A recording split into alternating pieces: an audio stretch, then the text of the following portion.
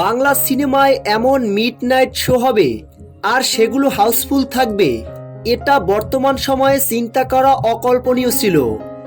গতকাল রাতে প্রায় 15+ হলে মিডনাইট শো চলছে এবং ধারণা করা যাচ্ছে আজকেও মিডনাইট শো লাগবে, কারণ দর্শকদের চাপ আজকেও আরও বেশি।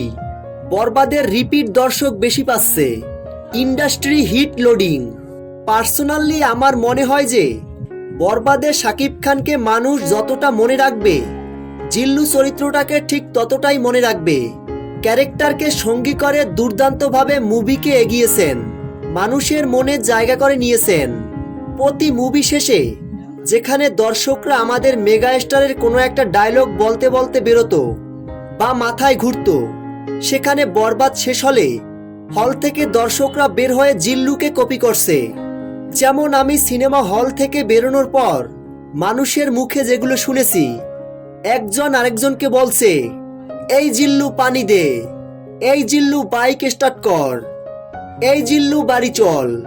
মানে সিনেমা দেখে বের হয়ে সবাই সব কাজে জিল্লু ইফেক্ট ভুগছে। ক্যারেক্টারটাকে ভীষণ যত্ন করে লেখা হয়েছে এবং এই অনুযায়ী তার পারফরমেন্স 10-এ 10, কোনো কমতি ছিল না।